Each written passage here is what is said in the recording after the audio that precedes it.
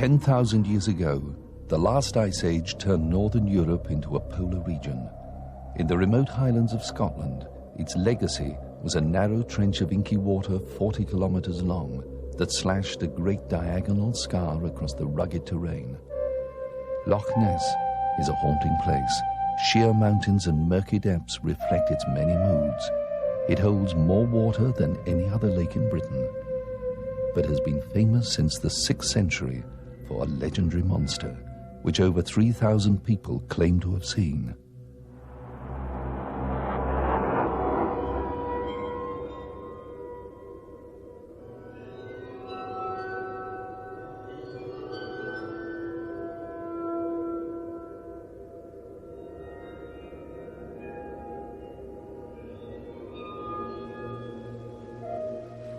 Few scientists have dared to risk their reputations in serious study of the loch, worried they'd be labelled monster hunters.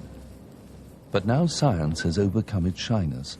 Dr. Glenn George, with other leading scientists from the Freshwater Biological Association, is part of a bold venture to explore this immense volume of water. He believes the featureless surface hides a complex underwater world, which behaves like two different lakes on top of each other. A warmer layer where little lives over a deep, dark, cold underworld with unknown communities and wild underwater weather. The seagoing Calanus, a 65-foot scientific research vessel, will be this team's home and workplace for the next month.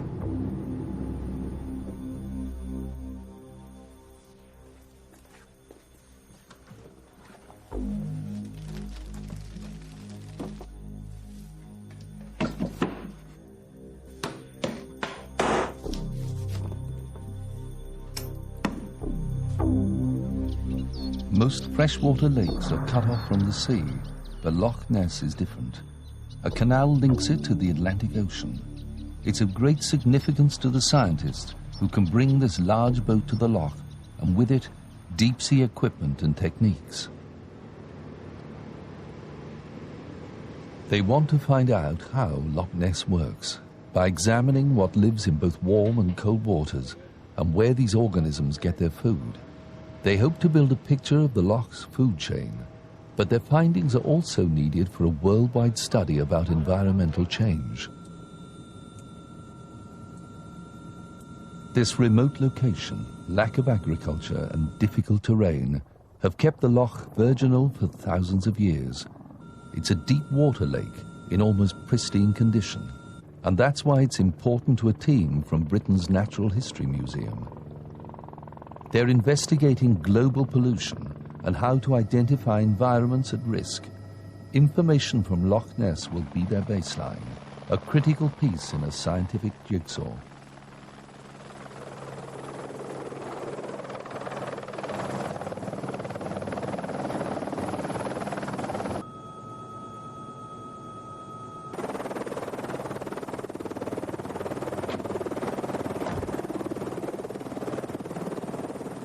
Actually, we've come to Loch Ness because it's one of the most interesting pieces of fresh water in the United Kingdom. It's the largest body of fresh water in the United Kingdom. Indeed, there is as much water there as all the water in England and Wales put together. And that makes it absolutely unique. One of the things that's unique about it is the great depth here. The sides of the basin plunge away right down to 210 metres. Now, when you consider that a normal lake is only 20 metres deep, 210 metres, just a couple of hundred metres offshore, is absolutely fabulous. The loch bed is home for microscopic worms called nematodes that the team will be hunting. It's virtually undisturbed, and if there were pollution, this is where it would settle, hundreds of meters below surface, in waters almost deep enough to swallow the Eiffel Tower.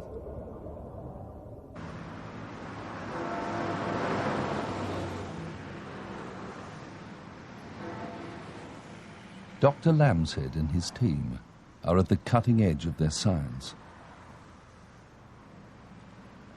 The Natural History Museum is famed as a tourist attraction, but is driven by hard-headed science, and sometimes myth can have value. Nessie in a way, is quite useful to us because people get attracted to Loch Ness because of Nessie, and hopefully, although Nessie draws them in, they'll actually get attracted to the real monsters that are in the loch. They're very tiny and they're very important, and they're called nematodes. Nematodes are microscopic worms found everywhere, from the highest mountain to the deepest sea. Many of them are parasites like roundworms, but their importance to this expedition is that they're sensitive to pollution but not destroyed by it. Communities of nematodes adapt. If their environment becomes polluted, some species of the worm disappear and others take their place.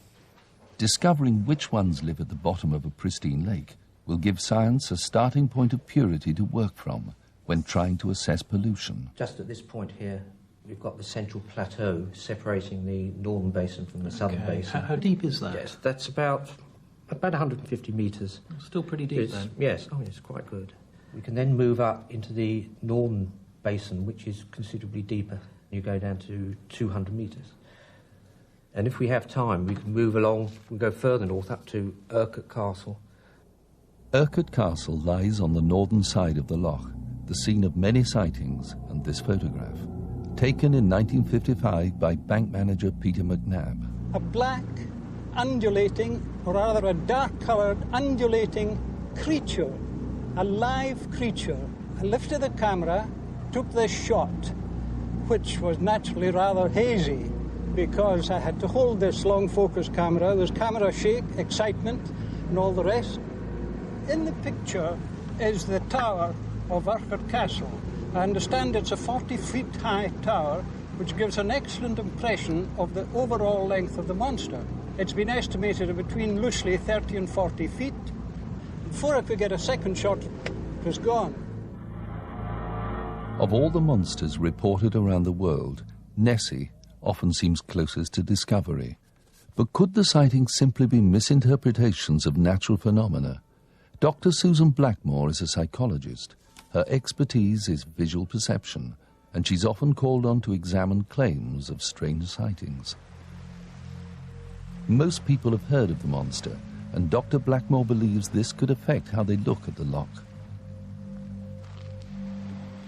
As a visitor for the first time seeing that loch, I found it a menacing place. The water's cold and dark, the mountains are around the outside. It is a frightening place. And it's possible, I think, that people have dealt with that menace by putting it into a monster. It wouldn't surprise me at all if people take quite a long time to get used to that water, and until they are used to it, they may well see things that they think are monsters, which later on, if they'd seen them, they would realise were just the normal behaviour of the waves in Loch Ness. As our camera crew travelled back from filming on the loch, they spotted something remarkable. A huge form was breaking the water in front of them. But this sighting was not of a living creature. It was a tremendous wave in otherwise calm waters.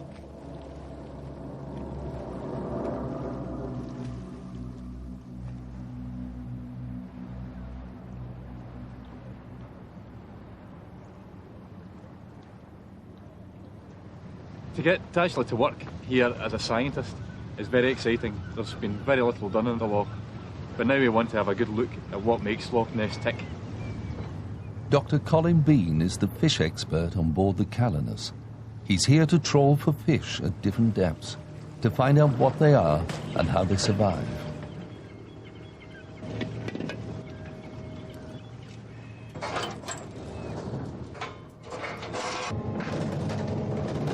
The distribution of fish and their numbers are influenced by the food available and the threat of being eaten themselves. So information from the trawls may give clues about whether larger predators could exist. It's not every day we get funds to go and do something we love doing, and an environment that is virtually unexplored by science. This was the size of the task ahead of him.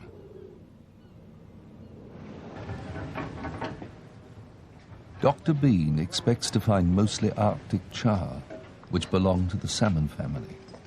They were one of the first colonizers of northern lakes after the Ice Age. Something in it, eh? What do you got, Colin? Do you know what we've caught, lads? I'm going to believe this, but oh no! I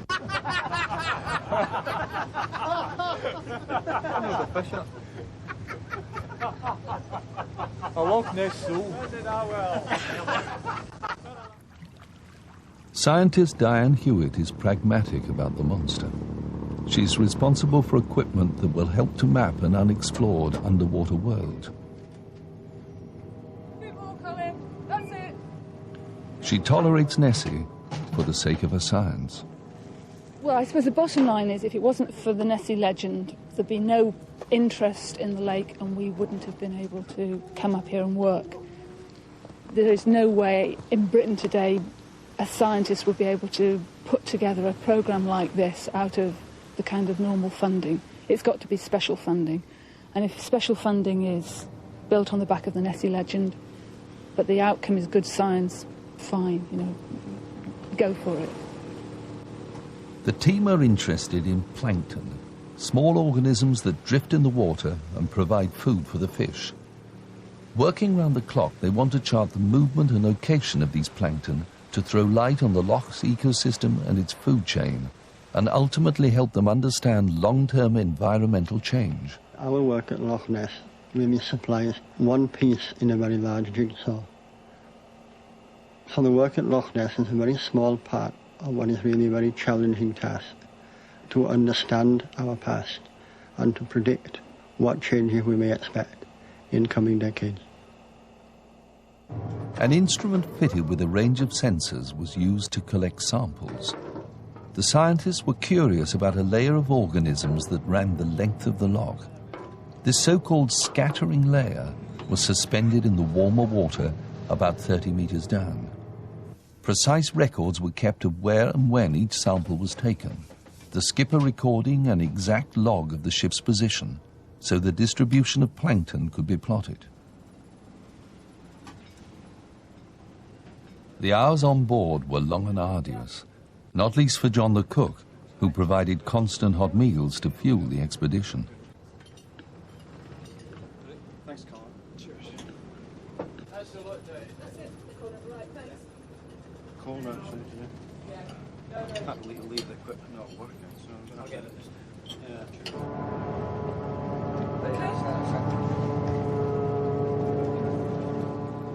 Each time the plankton recorder was hauled from the depths, it brought on board another long roll of gauze which had trapped samples from the loch. Almost like a roll of film, captures images from moments in time. Once you start looking at it and once you start really analysing it, always you get more questions. You know, why? You know, why not this? Why not that?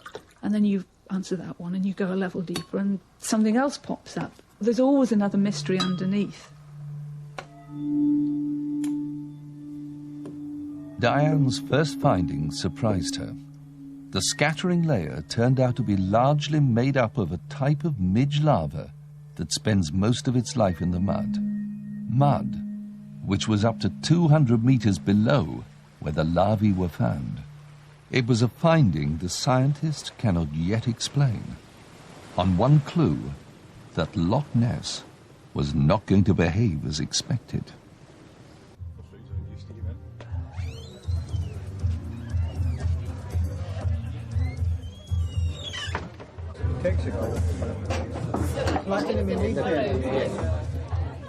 I'm a double.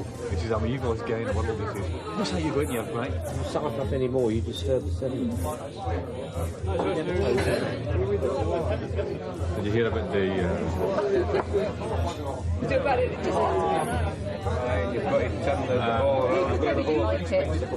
The secrets of Loch Ness were pulling together leading scientists from three important disciplines.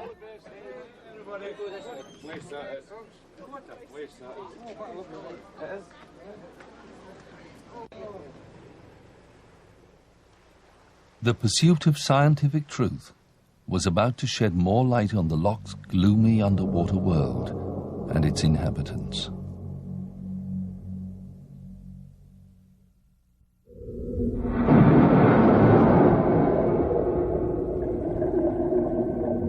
Just 10 meters down, Loch Ness is pitch dark.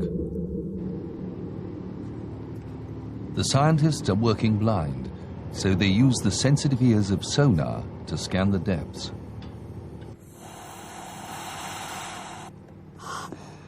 Its main use is to determine the size and movement of fish in the loch.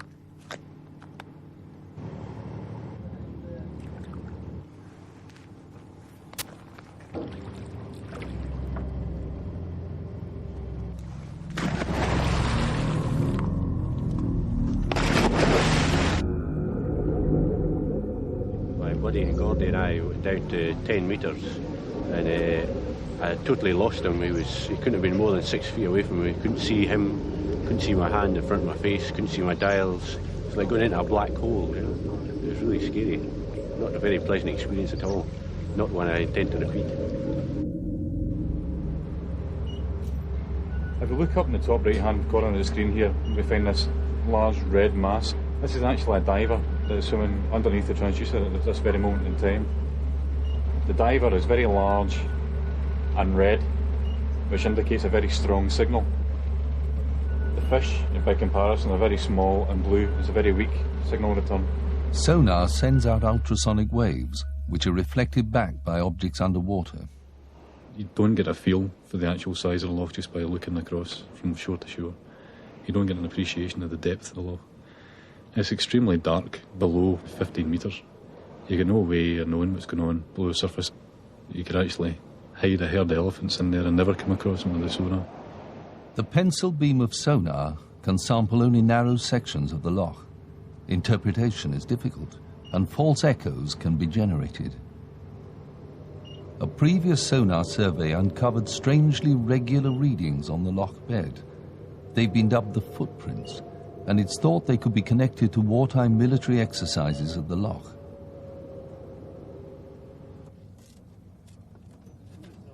The scientists were not officially researching the footprints, but they were curious. So just as they'd used sonar to listen, they now sent the sea owl to look.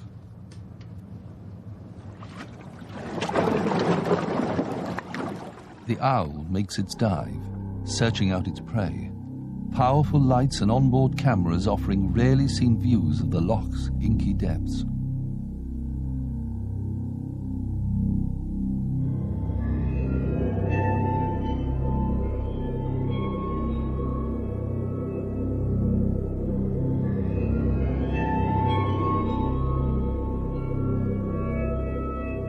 The location of one of the sonar readings was targeted.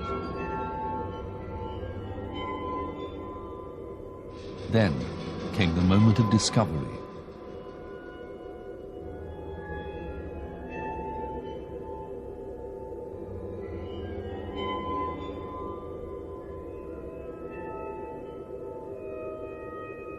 An anticlimax. The footprint appeared to be a wheelbarrow. But could all the other footprints really be the same? The scientists could only speculate, and the loch bed reclaimed its mystery.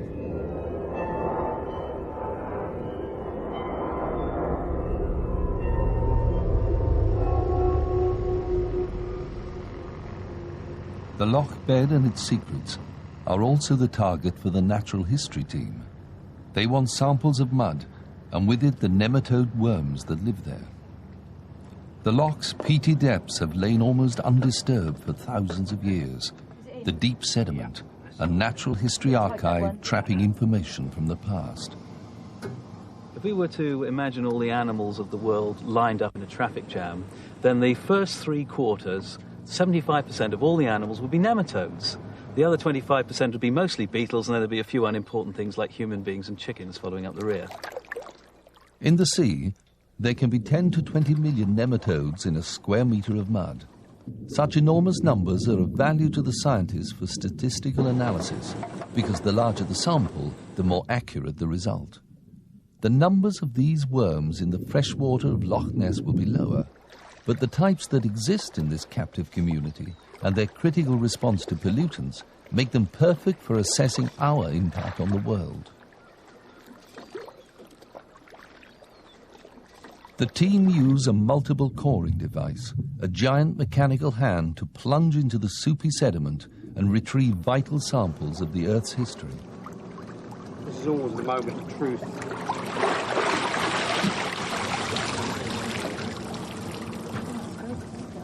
Look at that, crystal clear on top. They are actually really good. They're full perfect cores. 26, right? It's not too disturbed.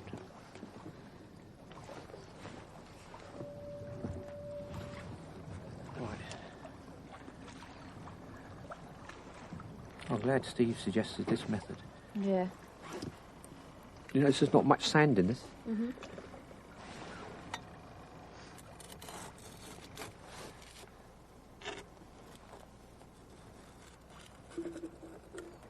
Beautiful.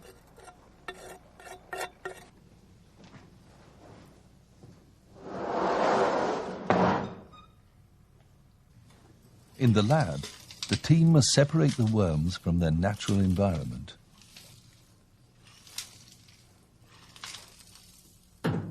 The information from Loch Ness will be used for the next 20 or 30 years by scientists all around the world who will supply with the data, who will use it in their mathematical models to try and predict the effects of climatic change and pollution. For that reason, this is going to be a very exciting project. Finding out what species live in Loch Ness will ultimately help them to identify areas at risk from pollution.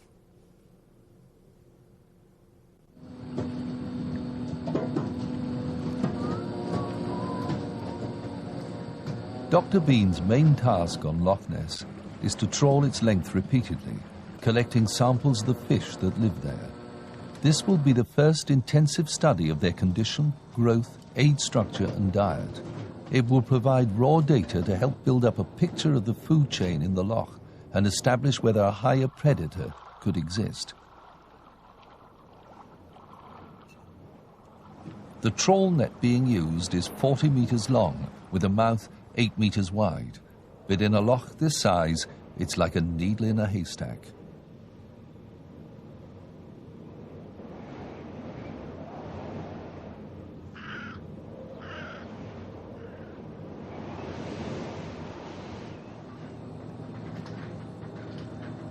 The usual image of trawling is a heaving net and a deck awash with the floundering catch, but the reality of a trawl here is somewhat different.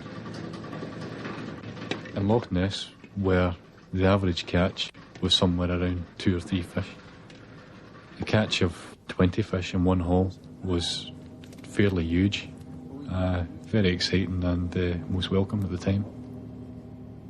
These are all Arctic char. We've got a range of sizes here, going from fish that we suspect here will be about a year old to rather large individuals like this one here, which could be anything up to 3, 4, maybe 5 years old.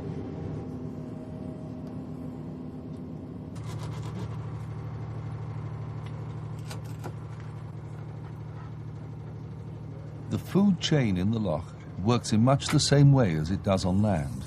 For every large animal, hundreds of smaller ones are needed as food, and each of the smaller ones needs acres of plants to live on.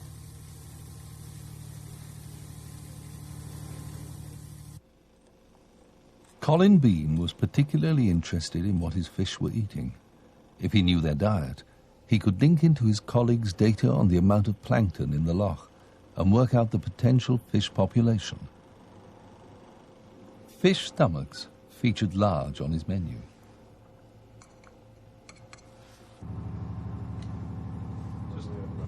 Thank you. Cheers.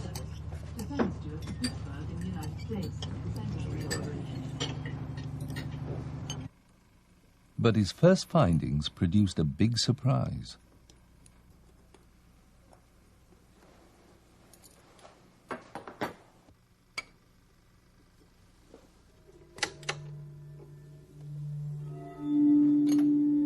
Char are known to feed by sight, yet some fish caught at depths where the human eye would see no light had stomachs full of only one type of prey, and that prey was in scarce supply in the loch.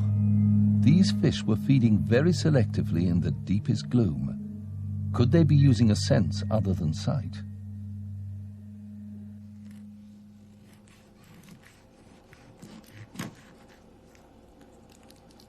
Removing the tiny bones from behind the fish's eye, would help shed more light on the food chain. The bones are used to establish the ages of the fish, so their growth rate can be charted and population structures worked out, both of which depend on the food available. A section through the tiny bones is like the cross-section of a tree, a dark ring for every year of life. We've found a lot of our preconceived conceptions are wrong. Previously we thought that the loch was very unproductive, probably so unproductive that the fish numbers were particularly low. What we have found is that there are more fish than was previously suspected. We found that the loch is richer biologically than we ever imagined. It was an unexpected finding. Over 20 years ago, a theoretical study calculated around 3 tons of fish in Loch Ness, surmised to be enough to support a higher predator. But Collins' data proved that in reality, there are at least 27 tons of fish, 9 times the previous figure, which has major implications for those who believe large creatures live in the loch. Other evidence supporting this idea has appeared over the years. This photograph was taken near the loch bed by Dr. Robert Rhines in 1972. When enhanced by computer, it appeared to show a flipper-like shape. The image inspired painter and wildlife expert Sir Peter Scott, who painted these imaginary Loch Ness creatures.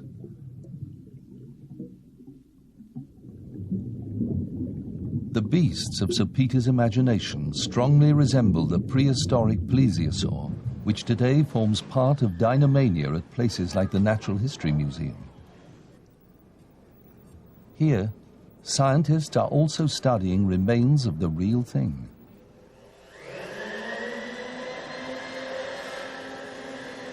A lot of people think that Loch Ness Monster, if one exists, is a plesiosaur, because some of the shapes that have been seen in the water appear to be humps with a long neck, and that, of course, is the nearest equivalent shape to a plesiosaur. Plesiosaurs were a group of marine reptiles. They lived in probably fairly shallow coastal waters. We know they were fish eaters and squid eaters. We don't know much about their family life, or whether they lived in groups or herds, and we don't know much about the way they reproduced, but it's generally supposed that they probably came on shore to lay their eggs, rather like modern turtles do today.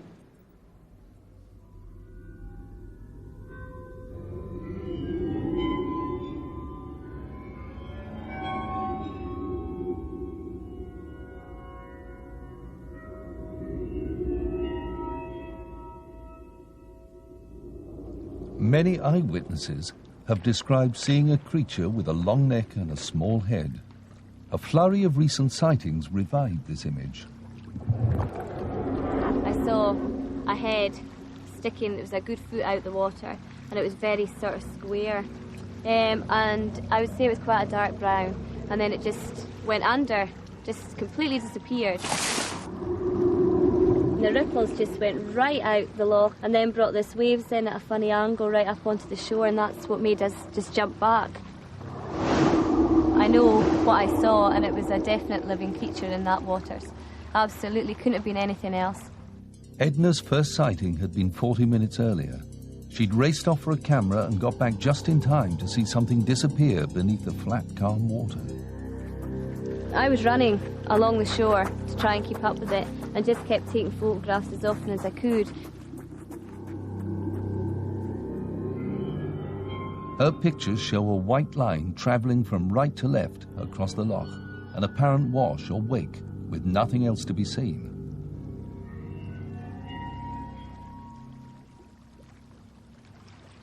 I feel in some way a chosen person, almost confusing it with a religious sort of experience, because I feel that no one, again, will see what I saw, exactly where I saw it and when I saw it, obviously.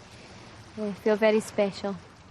It makes you special. You're different from everybody else. You've seen it and they haven't.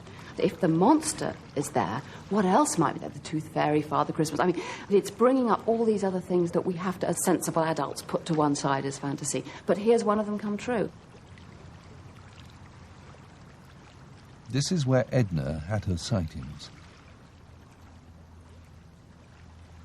But on the same night, and at the same time, there was a second sighting of something strange in the loch by a woman whose home overlooks the water from a nearby hillside.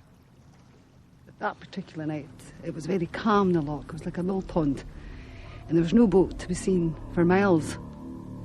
Well, whilst I was bathing the children that evening, I looked out of the window and saw a large wake, some half a mile long, and I wondered what it was, because it wasn't like a boat wake. It was like something was protruding out of the water. It lasted for some 10-15 minutes. So, 2 firm sightings, but then a third was reported.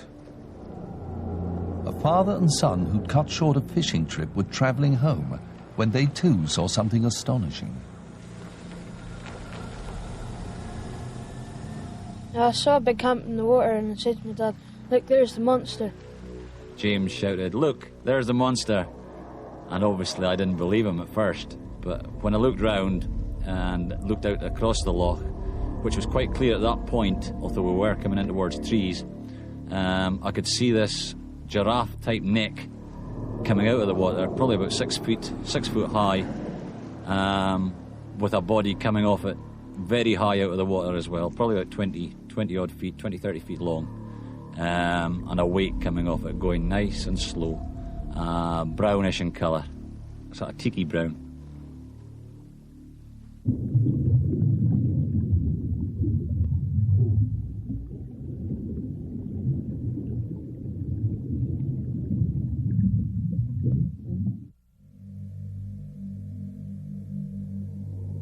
The famous surgeon's picture was one of a sequence taken by a London gynecologist in 1934. It appears to show the raised head and neck of a large creature in the loch, but the complete photograph can give quite a different impression about size, and again raises issues of perception.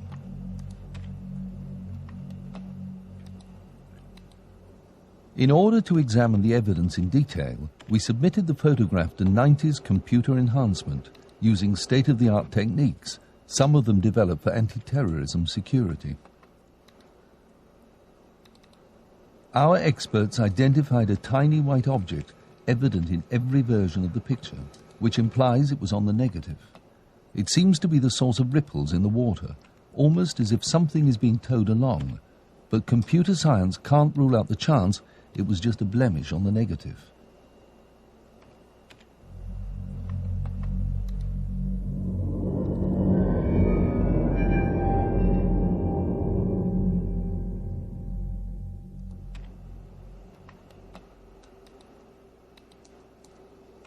The famous flipper photograph was also subjected to 90s technology.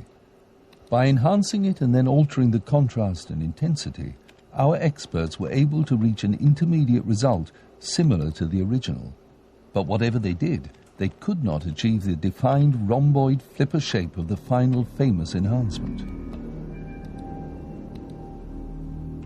Hard evidence, like photographs, is supported by eyewitness accounts of immense detail.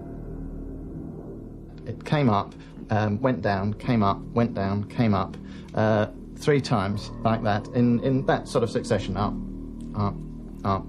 And I sort of leaned across, tapped Susan on the shoulder, because she was actually in the passenger seat, lock side of me, and I said, "Oh, you know, what's that?" And more or less by the time I'd done that, there was a sort of tremendous disturbance in the water, in the direction whatever this thing was going, and there was nothing on the surface, but there was clearly something very large and powerful just under the surface. And then you're looking at it, and suddenly you think, well, you know, crikey, that's the Loch Ness Monster, you know. And then it came heaving out of the water, and it was like watching a whale. I was most reluctant to look. I'd been reading and I thought, what the hell is he on about, you know? So I sort of gave a cursory look.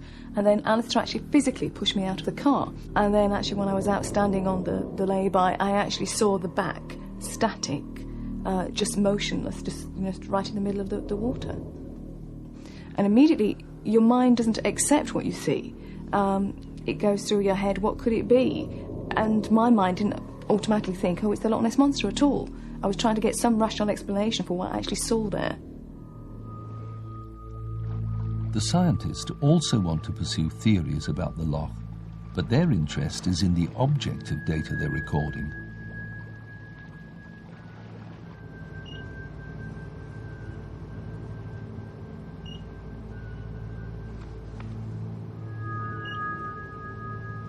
Colin Bean monitors sonar screens which track and register the movements of fish as the boat ploughs the loch. Who's the agenda? You the agenda? Yes, I'm the agenda. That's one for you. G&T. You're right.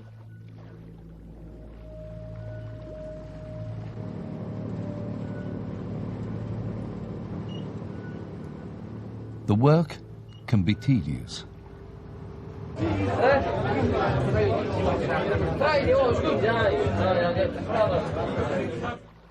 But on the night of July the 19th, 1993, something extraordinary happened. The screen began to fill with huge convulsions of nature. A massive underwater storm was raging below the boat, deep in the loch. You're going to have a wee look at this one. So I guess this is just going over the Flyers Ridge over here. Yeah, it's massive. It was a phenomenon known to science in theory, but rarely witnessed. This underwater weather is a byproduct of the size of the loch. As wind buffets its surface, energy is stored deep in the water. The boundary between warm and cold layers begins to tilt, like water sloshing in a basin. Then 2 or 3 days later, a violent underwater storm erupts. To actually see something unfold in front of you that you've only seen line drawings of, that very few people have actually seen. Obviously it was a wonderment for both myself and for Glenn.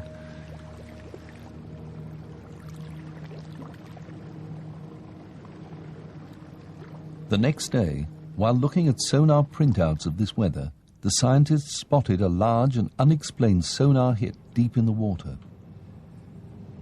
Unfortunately, we never got it in the dimer point and sonar. We've had it in the back scan and stuff. Well, that's an even stronger target. I mean, trailing a very distinct wake. Yeah, it is, yeah. They've been travelling at a fair enough speed, I think. There's an indication on here that there were two targets together.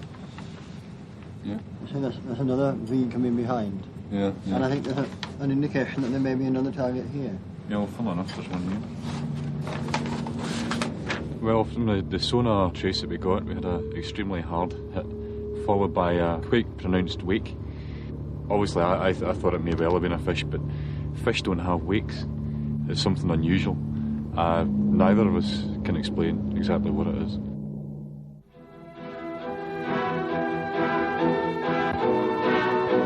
Here is the most unusual film of recent years, for it proves the existence of a monster in Ness. Climatic conditions and exposure day and night to bleak and stormy weather affected our film, which accounts for the misty results. But this is unimportant in comparison to the achievement of filming the monster itself for the first time in history. Over the years, there have been many attempts at Nessie hoaxes, but some evidence has never been disproved.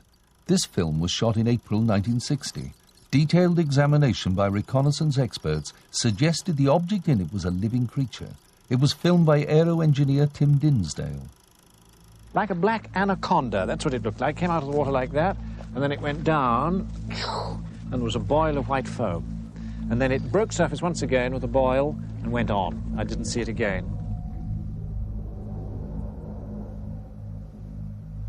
Our computer experts took another look at the Dinsdale film.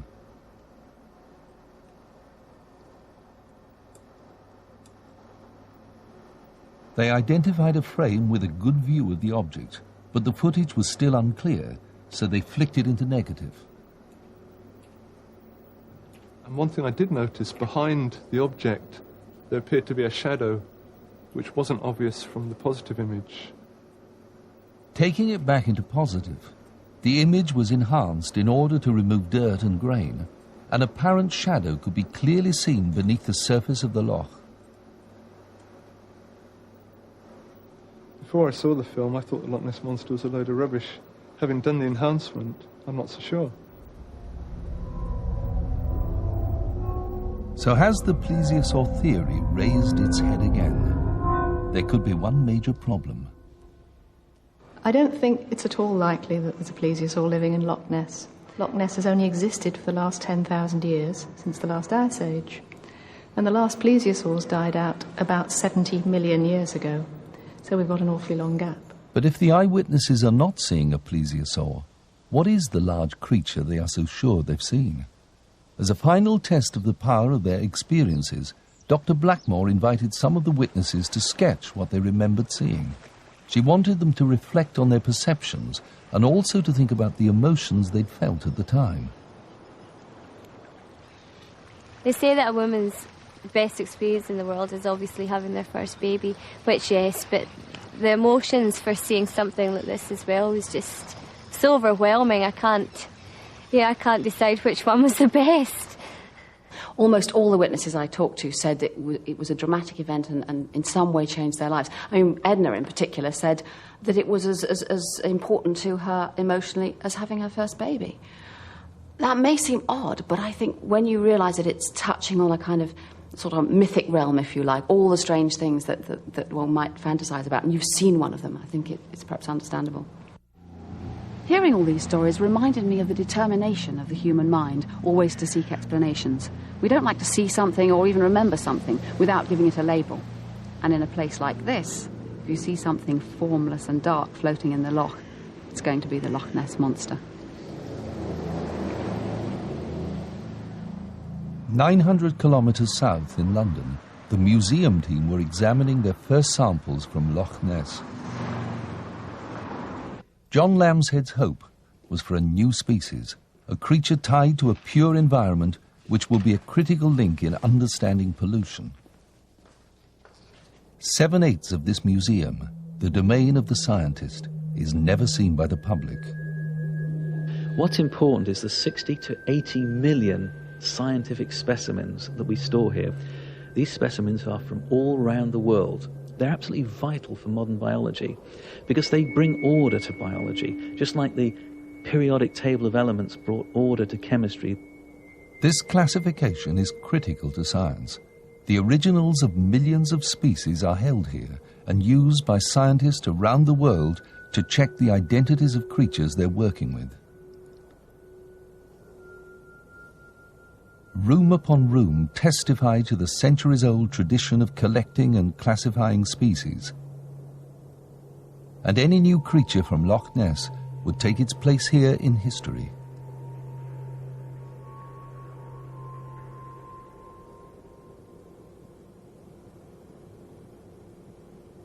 We've only looked at a few hundred animals so far from the loch, but already we've found 23 different types of nematode there, and one of them seems to be a completely new species. That is, it's never been discovered before anywhere in the world. The new species may be small, but will play a key role in scientific understanding. And this will be its final resting place.